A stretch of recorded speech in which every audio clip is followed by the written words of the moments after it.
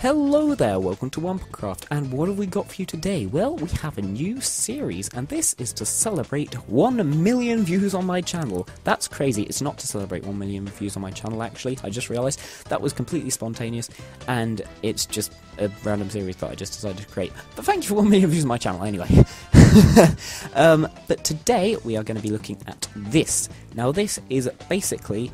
This new series is going to be me just making maps, and that's going to be adventure maps, Zelda, and minigame maps like this, and I'm going to basically go over how specific features work. It's not going to be a, an update, it's not going to be like a let's build series, it's just going to be quick little updates that are just sometimes occur, and hopefully this is going to give you more content, and it's going to keep me motivated into these projects. But let's get started. So, what have we got for you today? Well, as you can see, I've started moving around. I accidentally placed a block there and broke part of it, but that's beside the point.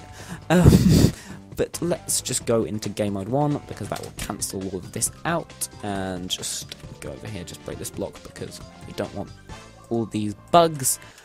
But now we can change our team colour, so let's go to yellow.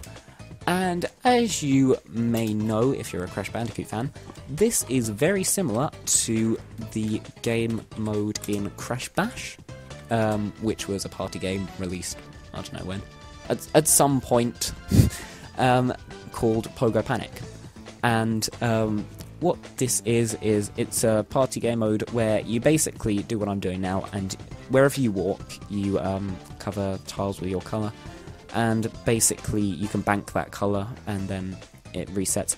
There's a video hopefully on screen now, and if it's not on screen now there'll be a link in the description, so you can basically understand how it works. It's pretty simple to understand. I'm lying, it's incredibly difficult, but today I'm going to show you how this works, and as you can see I'm not actually touching the arrow keys right now, but I am still moving, and this is how it works. So let's go into game mode 1 and go have a look at all of this stuff here.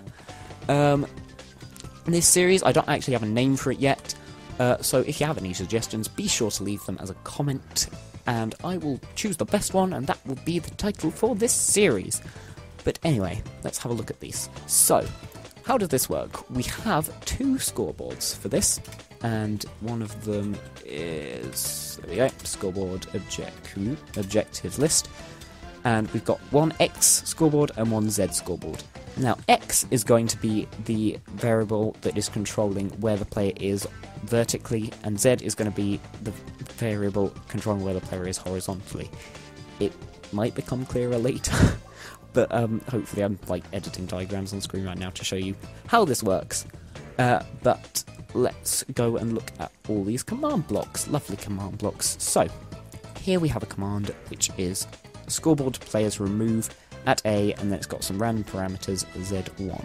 Now, as you can see, here are the parameters, and this is going to remove one from the Z scoreboard of any player who is facing between the angles -135 and 135. And their Z score also has to be above 2, so there's a maximum limit to how low you can go. But the angles 135 is here, and -135 is here, so basically any player looking in this direction will trigger this scoreboard. Now, these other scoreboards are basically doing the same thing, but for the other directions. So basically, if you're looking that way, X is going to increase, and that way X is going to decrease, that way Z is going to decrease, that way Z is going to increase. So basically that just tells the command blocks where you are on the map through the use of scoreboards. Now, here's the bit that's actually teleporting you. These commands are just TPing anybody with a score of Z, and this is also in survival mode, to this specific Z coordinate. So that's along this axis. As you can see, the Z coordinate up there is changing. And basically that works for each of these. That's for Z2. It is teleporting them 0.2 up each time, and that's just to get the Pogo effect from Pogo Panic in Crash Bash. And basically you can see that the Z coordinate is changing every single time. This side is basically the same, but it's with X coordinates, so it's changing that coordinate and not the other one. After all of that, just continues down there.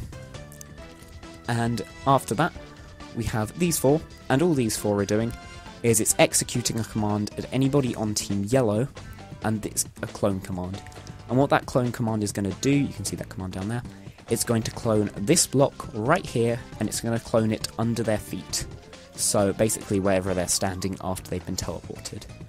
And that's pretty much how it works. I mean, it's not too complicated, it's a little hard to get your head around the variables. The reason I am using variables for this, it's a bit hard to explain right now, but it's collision detection. So basically, if I'm standing here, facing this way, and a player is here, standing this way, they shouldn't be able to swap places. They should just sort of bump into each other. So hopefully, I can get that working. That's the nightmare with this map. But hopefully we'll find a way around it. But that's about it for now, so thank you for watching. If you liked the video, give it a like. Don't forget to leave a series name in the comments below. And if you loved it, why not subscribe? But, thank you for watching. Bye-bye.